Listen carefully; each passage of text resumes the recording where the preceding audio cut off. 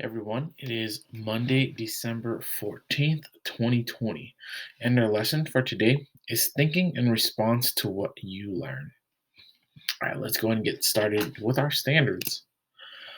Once again, these are our standards that we will continue to follow as we go through our quarter. All right, let's go ahead and move on.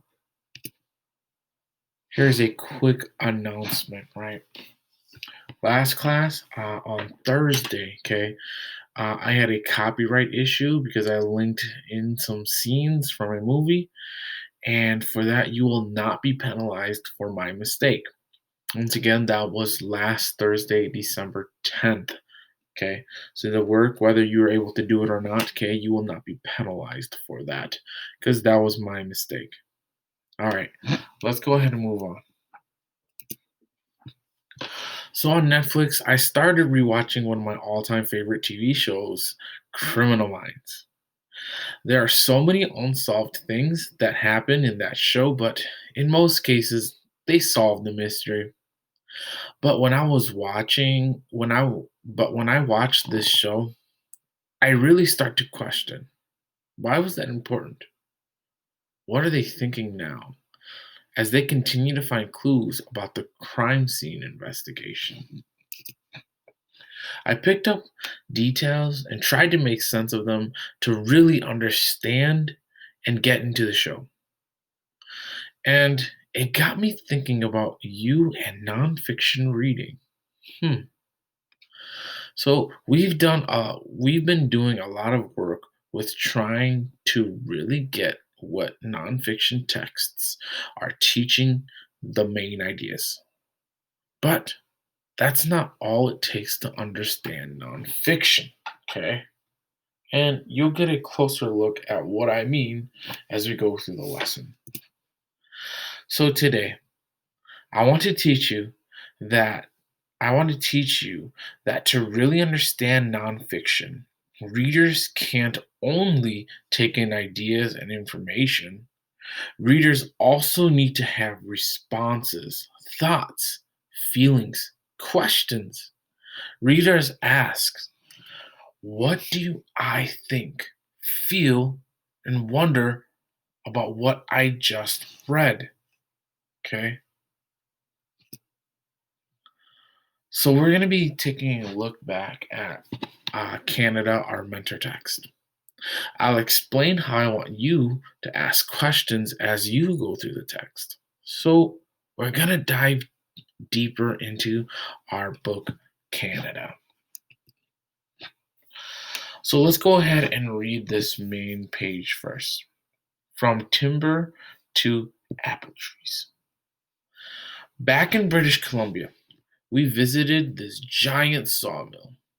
It It is where logs are cut into smaller pieces of wood. More than half of Canada is covered in forests, and wood is very important. The wood and wood products, such as paper, are sold all over the world. So, trees are a big thing in Canada, but let's go ahead and try to move through this by asking questions, thinking about what we're reading, and feeling what we're reading. So, Canada is covered in trees. I understand it is covered in trees, but don't we also need trees for oxygen? I mean, it only allows us to live, right? So, remember, the trees are being cut down. Don't we need trees to breathe? Hmm. I guess paper is more important than oxygen. By wooden products, I guess they are saying guitars are more important, right, than oxygen? Hmm, I wonder. I feel this is wrong. But on the other hand, I do understand that people need to clear out space for others to move into the area.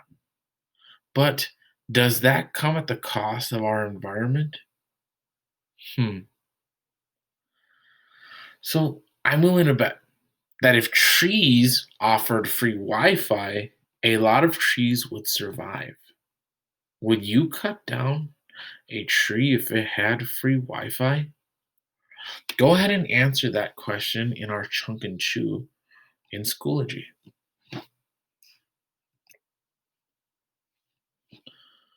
So, once again, I'm showing you how I ask questions of discourse. I feel like cutting down trees are wrong because we need them to produce oxygen. My thoughts were explaining that trees are necessary, but there are people who want to have more land as we grow in numbers because our world isn't getting any bigger, right? It's only getting smaller with the amount of people that we continue to have, right? As each generation grows, more children will continue to happen. So our numbers will increase. Lastly, my question, my question to you all was: if trees had Wi-Fi, right, would you cut it down? So my questions don't relate to Canada exactly, but but it but it's thought provoking and making me ask myself tougher questions. You should all be doing the same as you are reading. So, for our review, remember you need to have a just right book. You need to spend at least 15 minutes a day reading your just right book. Remember, reading is active. You don't just sit back, you need to engage with the text, have reactions, ask questions, even argue against yourself. So, today, I want you to share one reaction from your reading and one question you have from your reading. Lastly, tell me how you're engaging with your nonfiction Just Right book. All right, that just about covers my lesson for today. I hope everyone is doing well, and I will see my next lesson tomorrow on Tuesday. All right, see you all soon.